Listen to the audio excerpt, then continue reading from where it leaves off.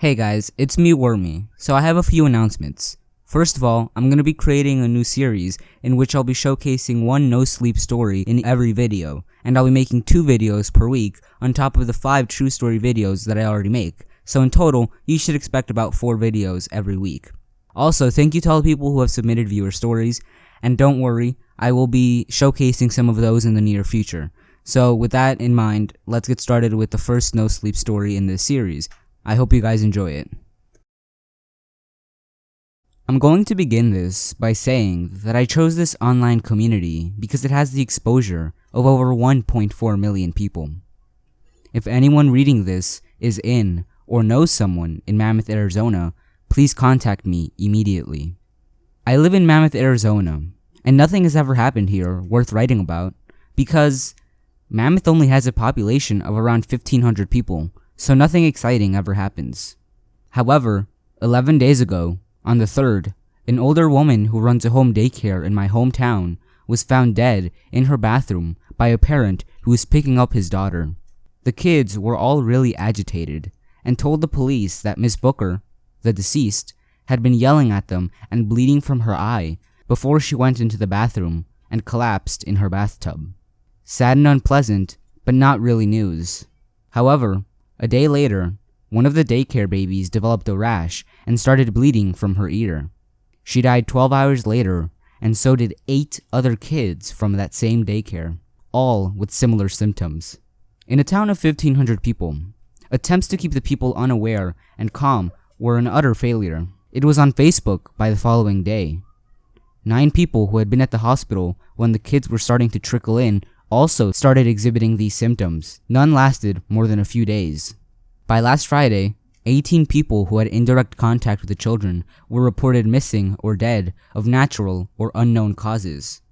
All had exhibited similar symptoms just before their deaths. It was at this point that I became directly affected. My sister returned from Oro Valley, the closest hospital, a complete wreck. She had gone there to visit her friend's new baby, and upon arriving, had been informed that both her friend and her baby had died. Everything I just told you was told to her by a frightened nurse. I fact-checked whatever I could. My sister was literally hysterical. She was speaking a full octave higher than usual and at twice the normal speed. I have never seen her act like that before. Her shoulders and arms had bruises so big, I thought maybe she'd been in a car accident on the way home. She told me that she didn't know where she'd gotten them, and when I tried to put her to bed, she freaked out and started screaming at me that my bedroom was too hot. I took her temperature, which was 102.8. I finally convinced her to go to bed though. I fell asleep on the couch shortly after, waiting for a call back from our town's ME. I woke up to my phone going off. I had 7 texts from friends of mine, all reporting the same thing. Entire families were being found beaten to death all over Mammoth. Blood, bruises, nails and teeth missing, hair ripped out, all of them. I heard reports of anywhere from 14 to 55 dead bodies, depending on who you were talking to. In a state of complete shock, I did the only thing I could do really well on autopilot. I wrote an article about it for my blog. I made some calls around the city, but my usual contacts weren't picking up.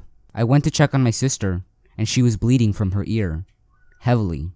Between that and the bruising, I started to wonder if these were actual home invasions at all. I called the 24-hour urgent care in town, but no one picked up. I didn't want to risk driving her back to Oro Valley, which is why I then tried 911, which also rang endlessly.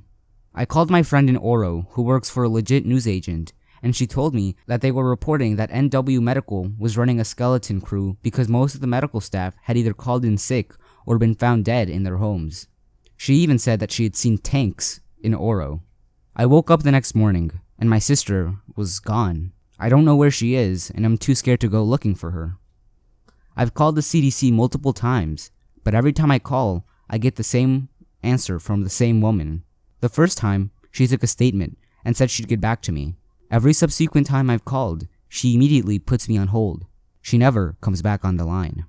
This morning, my contact at the police department finally called me back. He told me that the death toll was incalculable at this point, and that they are being iced out by both the state and federal governments at this point, with one exception. 2 people from the CDC showed up yesterday. My contact overheard them talking about Miss Booker's cancer treatment as if it were relevant. He doesn't know if it is, but he hopes I can make something out of it. I can't. I don't know about Oro, but my estimation for Mammoth itself is around 40 dead after showing the same symptoms. I haven't seen any of this in the news, which I've been watching religiously. Why not? We have been told that the safest place for us right now is inside our homes. I haven't seen a car passed on my street in 2 days. I'm scared. My sister is still missing, but I'm too afraid to look for her or go into the room she was sleeping in. My hair is falling out from stress. I've been smoking like crazy. This morning, I noticed a bruise on my arm. I know my immune system is compromised, and I'm too afraid to leave my house. I called my parents in Tucson and left a message, but they haven't called back. The last I heard from my friend in Oro was Saturday morning. She texted to tell me that they had started to find bodies lying in the street. No one is bothering to collect them anymore. I responded, but she never texted back. I'll update more as soon as I can. Anyone in Oro or Mammoth, please contact me. I haven't seen another human in over 2 days, and I feel like the last person on Earth. If you enjoyed the previous stories and would like to hear more similar creepy stories, then 2 of my previous videos are linked to in the description and can also be seen by clicking the annotations on the screen. If you like the video, please show your support by subscribing, liking, sharing, and commenting on the video. Additionally, if you'd like to hear more of my stories, please feel free to subscribe so that you will be notified of any new videos I post. Thanks for watching, and stay safe.